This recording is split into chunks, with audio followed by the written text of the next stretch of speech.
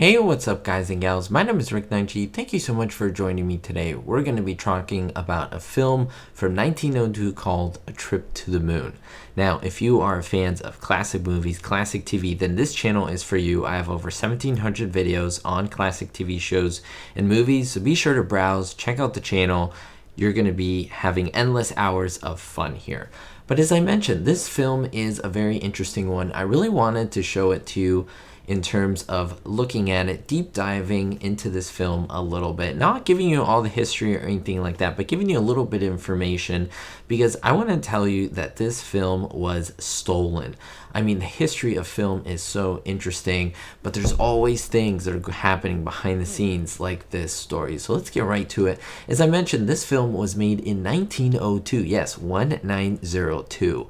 This is going back. This is 50 years before I Love Lucy, which is a show that I cover so much. Think about that. 50 years before I Love Lucy. It was a film completely shot with visuals. Now, it was black and white. Of course, there was live action happening, but there was nothing else. There was no sound, no soundtrack, nothing like that, which is pretty mind-blowing if you think about it. Now, it's a French film. It's regarded as one of, if not the first ever science fiction adventure film, and the director was Georges Méliès. I hope I even say that right. I am horrible at pronouncing things, but I'm always having fun when I am pronouncing things.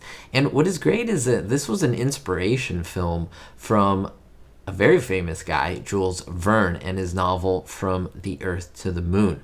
Now, what's great about this is that he was really smart, this man Georges, because he was able to include a lot of really interesting things. Look at the studio that he used.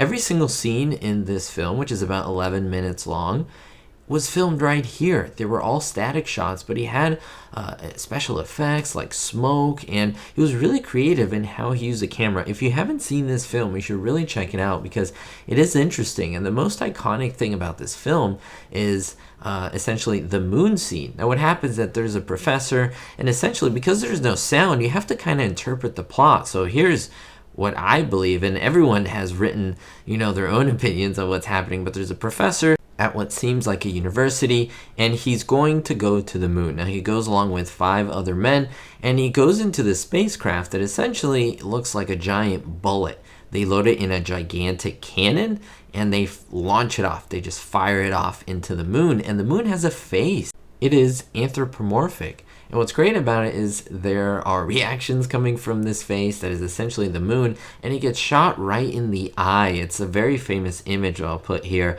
I'm sure you've seen it, a scene from this film. Now remember, again, special effects done in 1902. I think it looks pretty good. A little icky, but it gives you that cool idea of the moon. They get on the planet and they encounter these alien beings, and it's kind of funny. It's adventurous. I don't want to say it's scary, but it's a fun film. It takes you on a little bit of a ride, and I think it's really well done. Some people would even say the production value was pretty lavish, and it was interesting all in all. Now, what was unfortunate, remember, everything from trademarks to copyright wasn't really a thing in 1902. And so there were a lot of different rules back then. But when we talk about Georges Méliès and his work, now he intended to release this film in America. Of course, it was French, but he knew there was a big audience in America where he could make a lot of money if he ran this film. I mean, it's the first of its kind. It's iconic.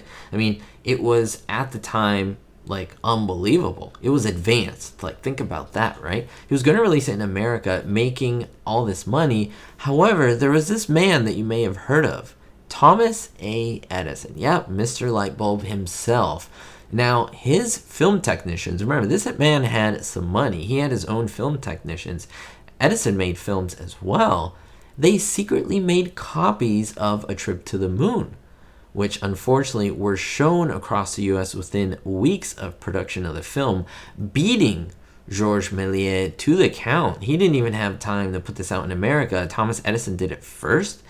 And there was, it's your word against mine. People saw it in America. They liked it. There's who made this? Who's responsible for it? Well, all of those film technicians pointed the fingers at Thomas Edison. He got all the credit, essentially, even though he didn't put an ounce of quote-unquote work into it. It was all Georges Méliès and his mind and his technology and his forethought. Well, unfortunately, Méliès never made any money from the film's American showings, and he went broke. I mean, he went bankrupt several years later, which is super sad to hear about. It's super unfortunate.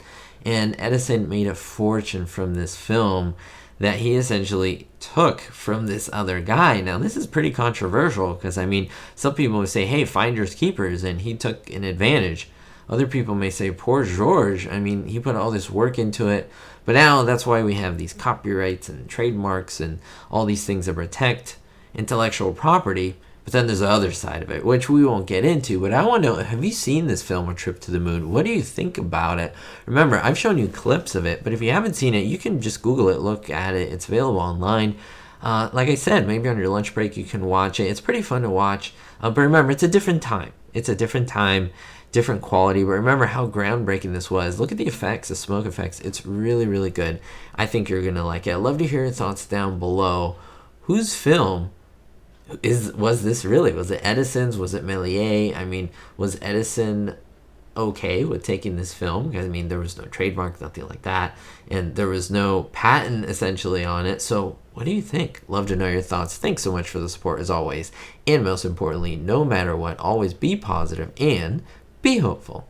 A really big thank you to all my Diamond tier patrons: Jerry D, Stacy L, Scott R, Citizen Kane 359, Jennifer P, David D, Kevin K, Sally N, and Vito L.